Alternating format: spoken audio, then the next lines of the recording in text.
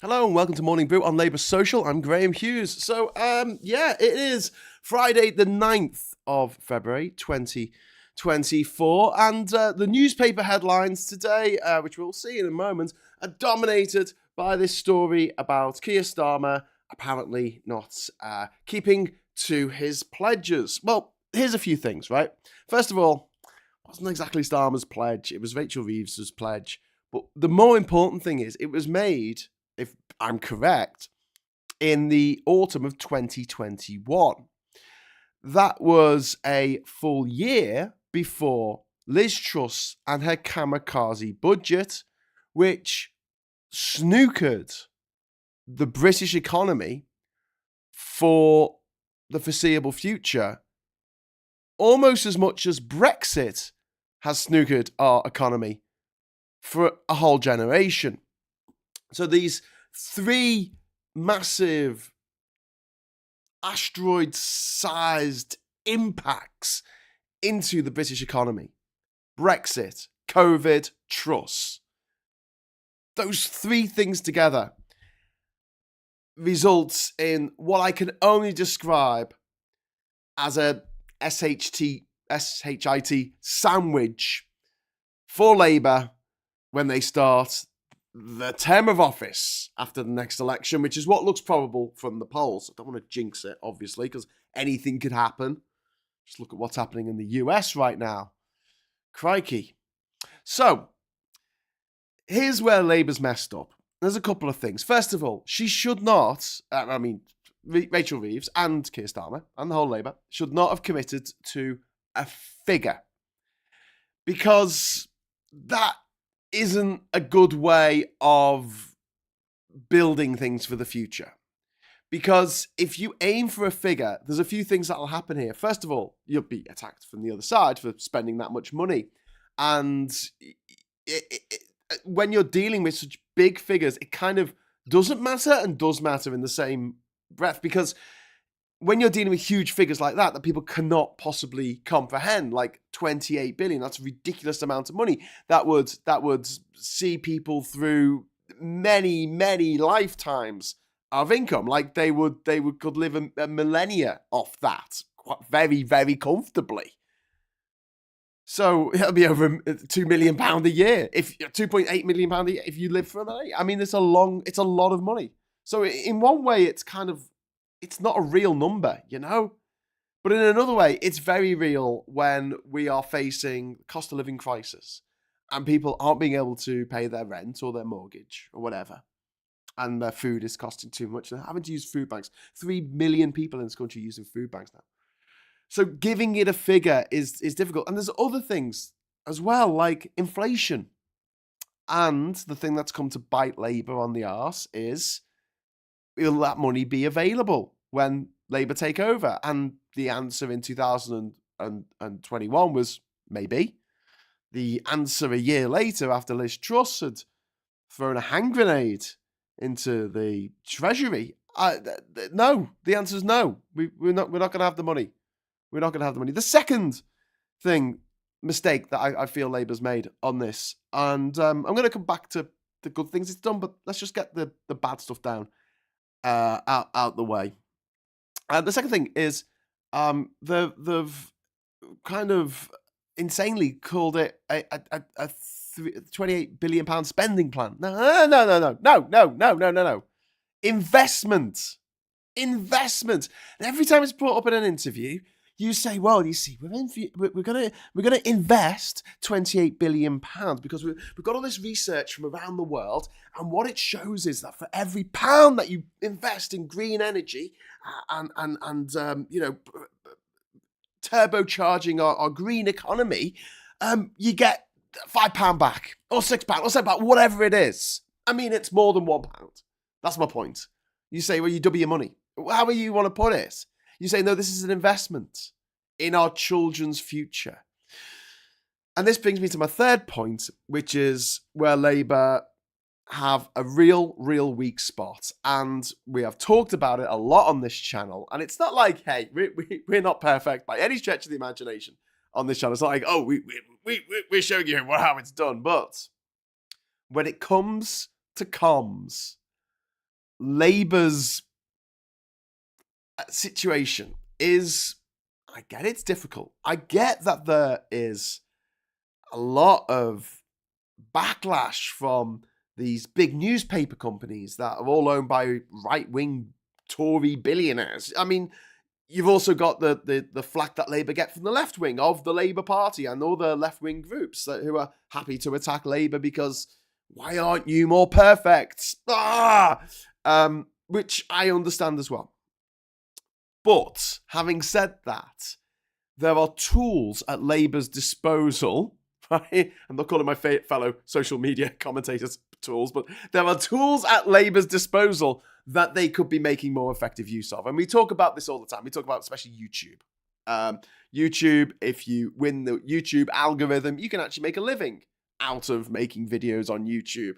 So for Labour, I'm not saying they have to make a living out of it. I'm saying they can do that. They can put money into it and expect to get money out the other side. It's not just printing leaflets. That just is a loss. You don't get any money back from printing leaflets. You don't get any money back for writing an article in a newspaper. Well, maybe you do if you're Boris Johnson, but if you're Keir Starmer and you're writing an article for the Telegraph or the Scum or whatever, you don't get any money. I don't think they pay him for that because he's like, well, I'll write this because then it'll get through to some Tory voters and hopefully they'll either stay at home or vote for Labour. Either's good. So you've got a medium, a platform that actually gives you money if you make content on it. And if you make enough content and you get enough people watching your videos, you can make all right money out of it. It's something that isn't going to cost Labour anything to do. And this is where I feel like Labour Social, if we were on the right, we would have been, showered with money from all angles. But obviously we're not. We're on the left. So you do with what you can. It's a little corner of this room in my house. But the fact remains that Labour have not utilised social media properly. And the reason why, and I know this because I've spoken to some people in Labour, is they don't invest in stuff like this when there's not an election. So this year you will see Labour on social media a lot more. You'll see them making TikTok videos. There'll be more YouTube videos than ever before. There'll be stuff to watch on their channel. But it probably won't be interactive. It probably won't be a live stream in which you can ask politicians questions. Wes Streeting about the NHS, or Rachel Reeves about the economy, or Keir Starmer himself about Labour policy going forward. I doubt they're going to use these platforms to allow us to have those conversations. And that's a shame, because I think it's a golden opportunity. And the other thing I think they're going to make a big cock up on, well, they've made a cock up so far because they haven't been fostering a huge social media following.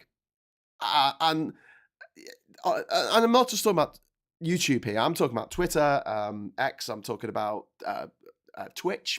MPs playing video games. I know it sounds mad, but people would watch it.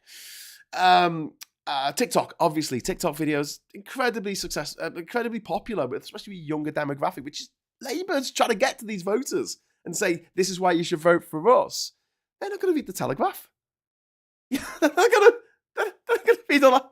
I mean, they're not going to watch a party political broadcast on the TV at 6 o'clock on BBC. They're not watching normal TV. They're streaming, or they're watching stuff on the internet like normal people. So this is an issue. I'm sorry, I'm gonna have to just pour myself a little bit of tea because you can probably hear I'm losing my voice. I'm still not fully recovered from my cold, but I'm okay. I'm getting there. I am getting there. Thanks to everyone in the chat who's chimed in so far. That's really nice of you. But yeah, to get back to the 28 billion kerfuffle. Right, so they're the three things that I think Labour did wrong in this situation. Whether this U-turn is the wrong thing to do, I think remains to be seen. I think if you join us for the agenda at 1 o'clock today, Phil Morehouse, I think he'll argue that it was a good idea to do this. I think that I might argue that it was a bad idea in the start to give that number. It should have been more concrete things like the Great British Energy Company, a great idea. Let's do that. But get rid of the effective ban on onshore wind farms, money towards green steel, all that kind of stuff. Great, fantastic. don't necessarily give a figure because the figures can change and the money might not be there. That's the thing. I mean, look at HS2. They said it was going to cost 14 billion, was it? And it ended up costing over 100 billion. So giving arbitrary figures on stuff, especially for big infrastructure projects and big investments like this, probably not the best of ideas in the first place. But it's done now. That's been done. And I do a commentary on Prime Minister's Questions each week. And some of you might have watched it. And this week, there was a big focus on Rishi Sunak's disgusting transphobia, which is not unique to that week when Brianna Jai's mum was in the building. Not unique because they've done that pretty much every week for the last few weeks. Someone stood up and said something horrifically transphobic in Prime Minister's Questions, something demonizing trans people.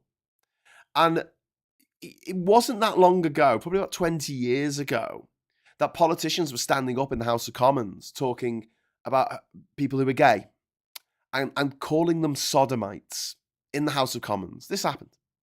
And you look back on that and you think, my God, that's disgraceful. How dare they? How absolutely dare they? And yet the Tories have been doing this transphobia stuff for many weeks, years now. And it was last year, that 30p Lee Neanderthal, let the cat out the bag when he said, we don't have Boris and we don't have Brexit, and we don't have Corbyn, so the only way we're going to win the next election is going to be on like trans rights and stuff. Just a throwaway thing. Just, it's only people's lives. It's only real people living real lives.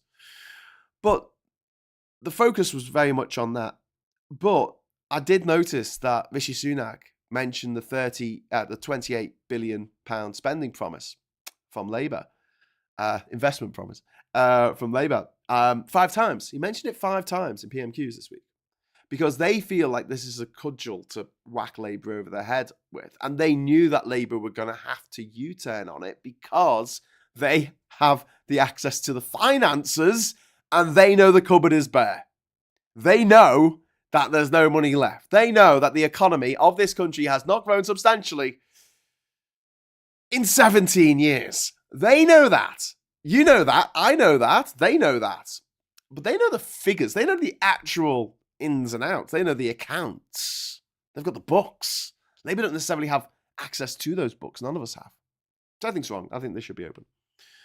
But the fact remains that Labour painted itself into a corner in this. And what I think they've done is they've just said, look, we're just going to have to pop this blister. We're just going to have to do it.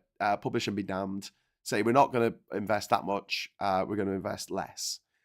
And also, only 4.7 billion, I think. Let me just check that number. Yeah, 4.7 billion is going to come from the taxpayer. The rest of it is going to be private investment, which is fine.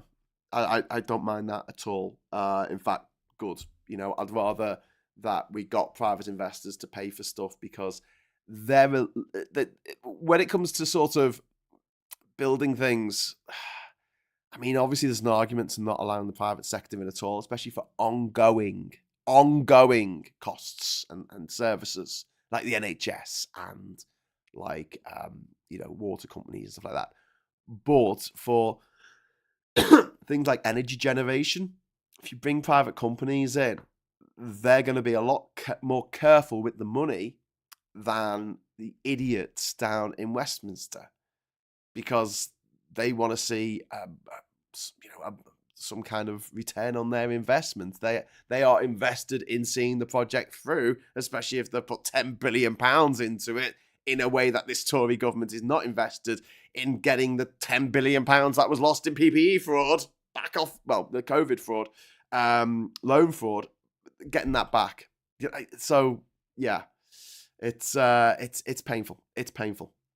So anyway, I think they've painted themselves into a corner and they've triggered it now. They burst the blister because they feel like the election's probably going to be in May and they need to get this out and done and over with. However, this presents a big, almost like existential problem for Keir Starmer, which is that the Tories can U-turn as much as they like. I did a list on one of my moments of truth where I went through all the things that the Tories have U-turned on over the last few years. In fact, all the things that Sunak himself has U-turned on. I mean, the funniest one, well, the most grimmest one is the, well, not the grimmest, the just one that sticks in my mind is the onshore wind farm ban that's been in place since 2015, effective ban, which means that one person objecting to a turbine on a hillside means that turbine isn't built. My God. So we have to build them in the sea, which means you can build them taller, but they need more maintenance because you put anything in the sea tries to eat it.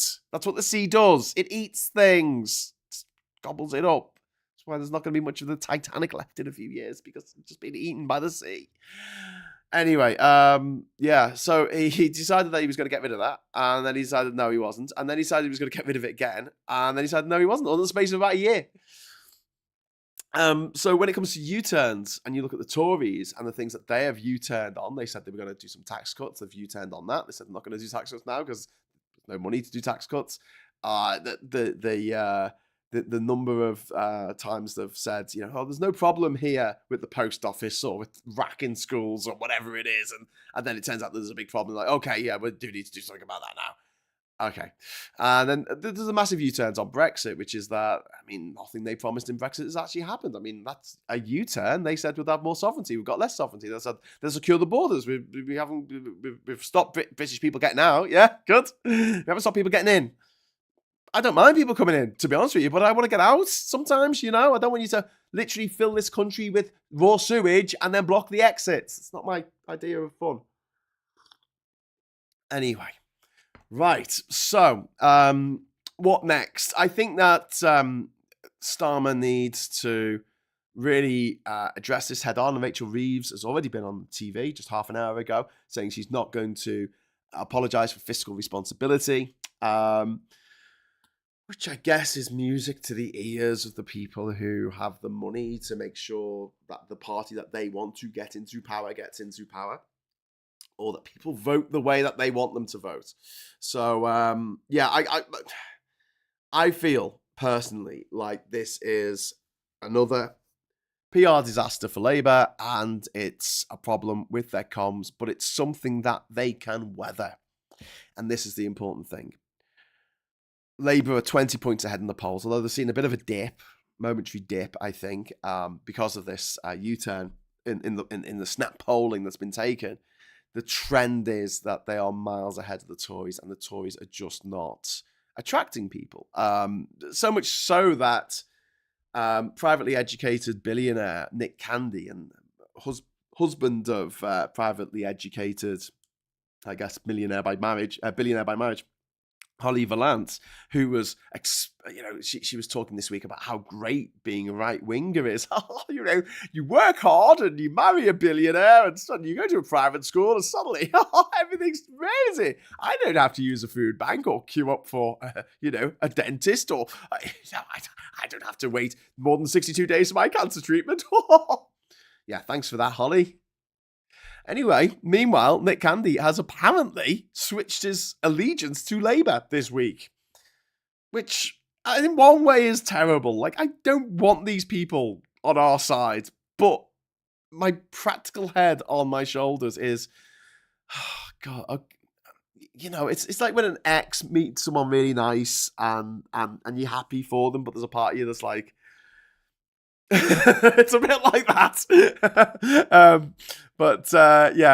It's not being vindictive. It's just, I know Labour need the money.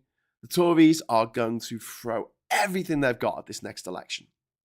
Everything. They're gerrymandering the constituencies. They've done that. They're bringing in voter ID. They've brought in voter ID. They've made it so you can vote from another country even if you haven't lived here for 50 years, and you can get someone that you've never met to vote on your behalf. Oh my God, I can't see any way that process can be abused in any way, shape or form. Oh my. They're trying to suppress the youth vote as best they can. I mean, the tactics that the Tories are using are absolutely disgusting and grubby because they know that people are sick of them. People are sick and tired of the Tories. So yeah, it's interesting that Nick Candy has come over to Labour and said, yeah, I'll give you money. One of the things that the Tories have done is they've doubled the amount that it can be spent on electoral campaigns because they know there's 171 billionaires in the UK and all of them are Tories.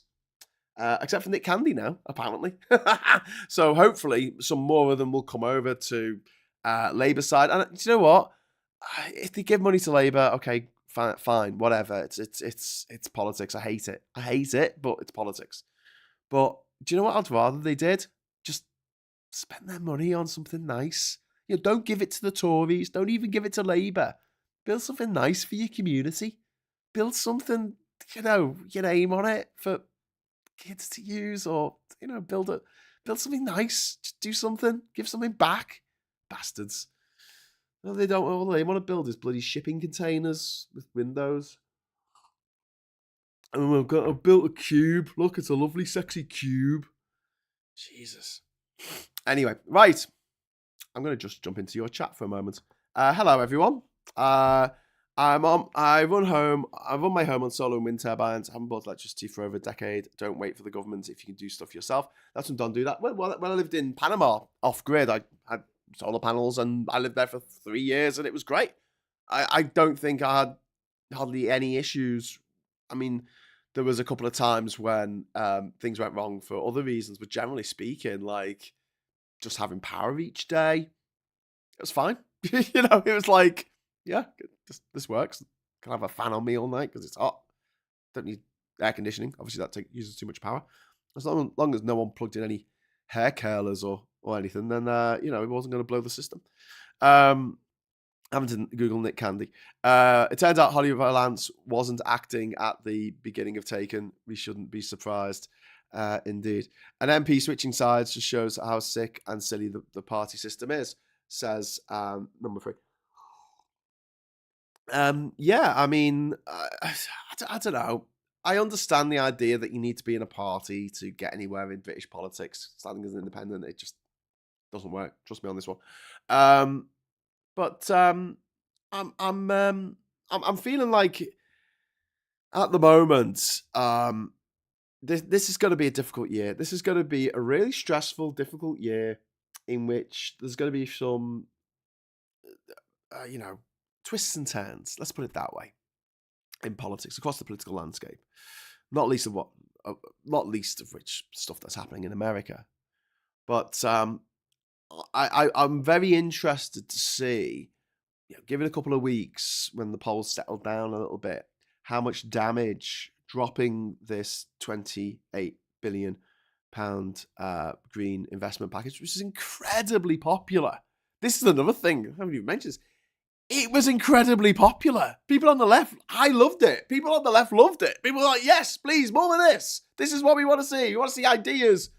But I guess Labour are kind of like stuck between a rock and a hard place, because if they promise all this stuff and then don't deliver it, then they're going to be out in 5 years' time when the Tories get back in and then destroy everything that Labour ever did, like the New Deal for musicians and connections and the Short Start scheme and an economy that functioned. So I can see why they're doing it, because it's practicality over politics and all that jazz. But at the same time, I think it could have been handled a lot better. But I'm going to be very interested to see what the polls make of it, in the people from Poland make of it in the next couple of weeks, as more information comes in. So I'm going to just jump to the newspapers today while we've got time. We've got a few minutes left. Graham, so what you're saying is basically you need to wait for the manifesto before denouncing Labour. Yeah, I mean, look, I'm not going to sit here and go, yeah, Labour are the worst party ever, because they're not. They are demonstrably not. The Tories are the absolute worst. Reform are the worst. Reclaim are the worst. Like these horrible right-wing Nazi parties that are just National Conservative parties that are just, all they do is bicker and moan. And, oh, God, they go on. Dick Rees-Mogg talking this weekend, half speed, going, oh, the problem is the government isn't doing what we want. And I'm like, you are the government! Ugh. My God, there was a great clip several years ago. It was Diane Morgan who does Philomena Kunk, and she was on the I think it was probably the Roundup of the Year show, or it was like Screen Wipe or something, Charlie Brooker's show.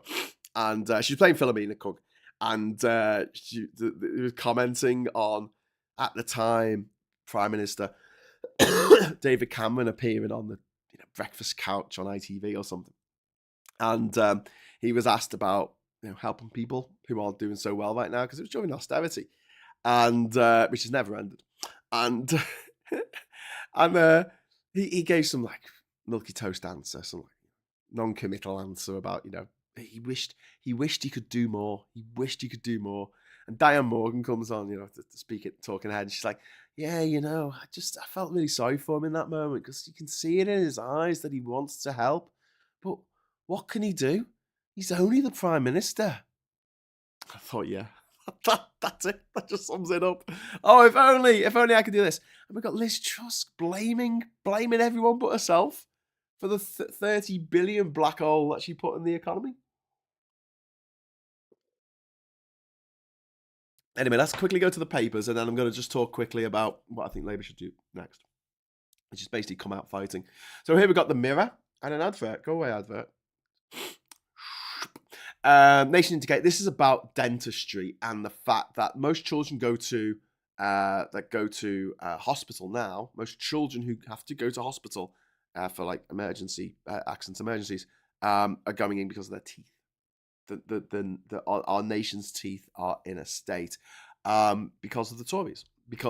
Absolutely because of the Tories. Under Labour, you could get a dentist. You get an NHS dentist. And the Tories have destroyed that because they don't care. They can pay to go to that really expensive street in London where all the expensive dentist people are. Yeah, they can afford that. They don't care. Doesn't affect them. This is a line that runs through all the Tory policy, like Brexit, and dentistry, the NHS. All this doesn't affect them. Does not affect them. They can go to a private clinic and get tested for cancer in a way that you and I can't. So they will get their cancer diagnosis faster, and then they'll get their treatment on the NHS. And because you're still waiting for your diagnosis, they'll get it before you. We have a two-tier system in health. So the Tories don't care because they're literally all millionaires. And that's the thing you've got to remember when you're talking about Tory MPs, is they are all millionaires. So they don't care. It doesn't affect them. Brexit doesn't affect them. They can go and live and work, do whatever they want, marry someone from another country, live and work around the EU. They don't care. It's just us. It's just us that's affected. And then we've got the Times here with the Putin spy in MI6 brought to UK on Afghan evacuation flight. We've got Biden's recall too poor for a trial, says prosecutors. That's pretty damning. I mean, I'm really worried about this now. I really can't believe that out of 330 million people in the US, there's no one who can run for president. And I'm thinking now they should get someone from Hollywood. Get George Clooney to do it. I was thinking about Ryan Reynolds, but he's Canadian. In fact, quite a few of the people that I would like to run for president of the United States actually turn out to be Canadian, which means they can't run for the president of the United States because they've got three rules. I think one is that you have to be 35 years old. The other is that you've got to be born in the United States, and I think the third one is that you can't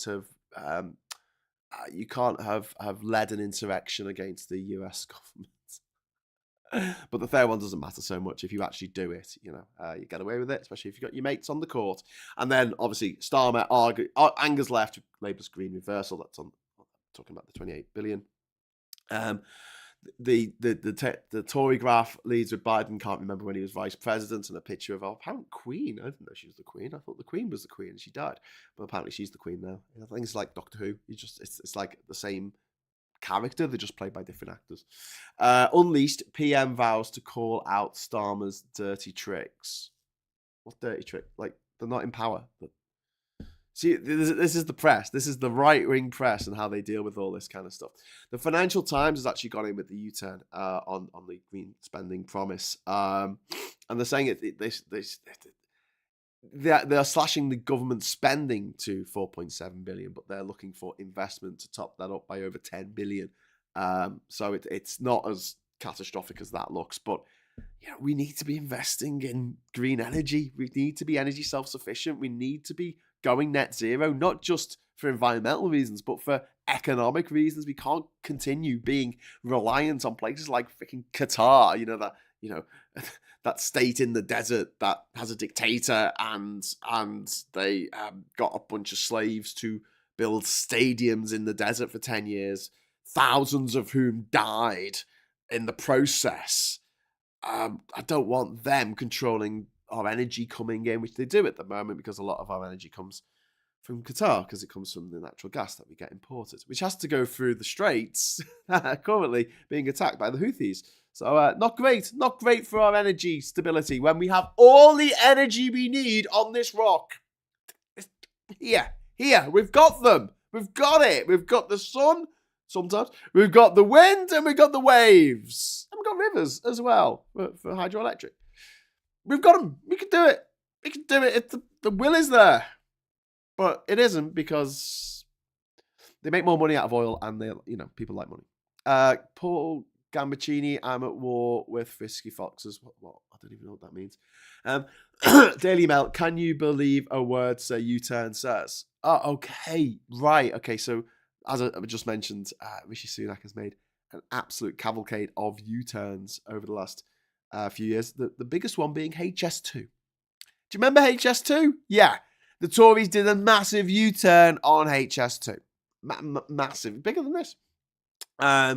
Fury, as Starmer stages U-turn on 28 billion green investment pledge.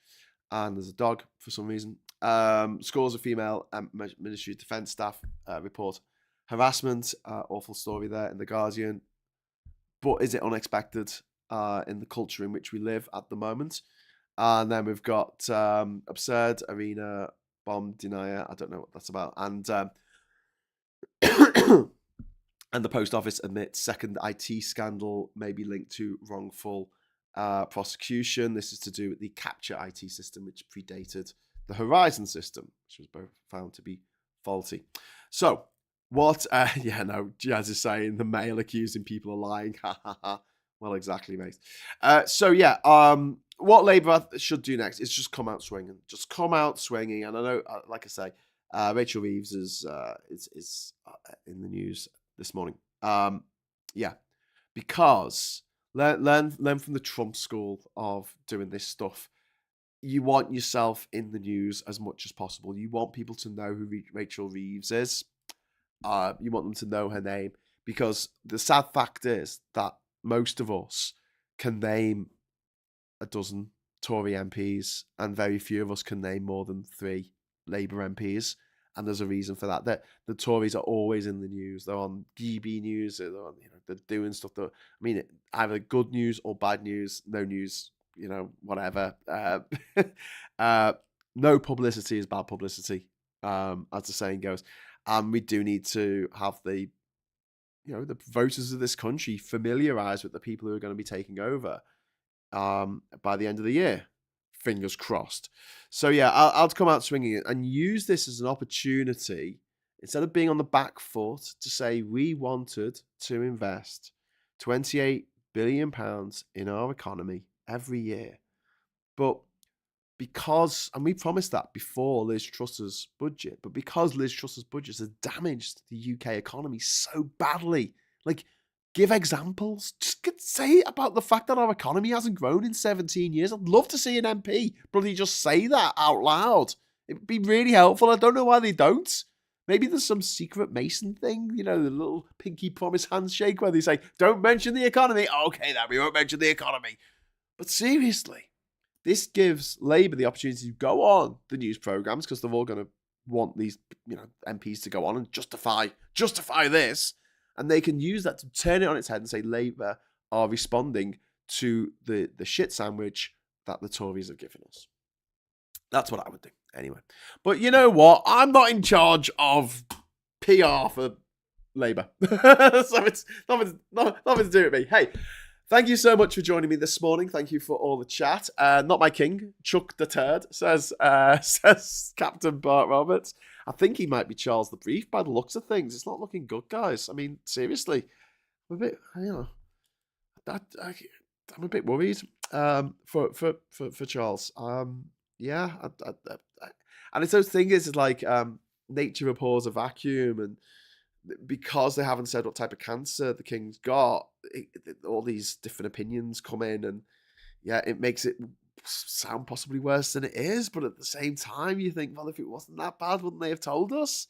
If it was something they could simply lop off, or that had a really good chance of survival, wouldn't they have told us it was that type of cancer?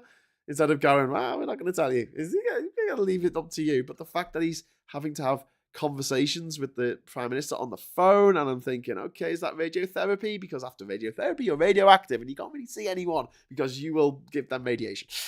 So yeah, or was it chemotherapy? I don't know. I don't know. But cancer's an awful thing. I wouldn't wish it on my worst enemy, and I hope he comes through it. I genuinely hope he comes through it. Yeah, bloody hell.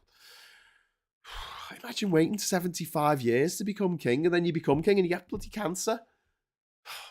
The fates mock us. Anyway, but yeah, I'll be back at 1 o'clock with Phil Morehouse to get into this a little bit more deeply. I mean, obviously, I've given my side of the argument here and said I think Labour's kind of been cocking up over this for a while now. But I'm pretty sure Phil will have some, pretty good arguments of why Labour did what they did. And let's come up with some ideas together. Join us in the chat, please, to come up with ideas for how Labour can dig themselves out of this mess. And the answer to that is don't keep digging like Rishi Sunak and his horrible Tories did after their disgusting transphobic slurs in Parliament, in which they came out going, "No, actually, it was Keir Starmer who did it." Pretty sure it wasn't. Pretty sure we all saw it on TV. You gang of numpties. Anyway, right. So thank you very much for joining us. Also, I'll be back at 9 o'clock tonight if you're not around this afternoon for Labour Social. But until then, I'll say hello and good evening, welcome, and goodbye.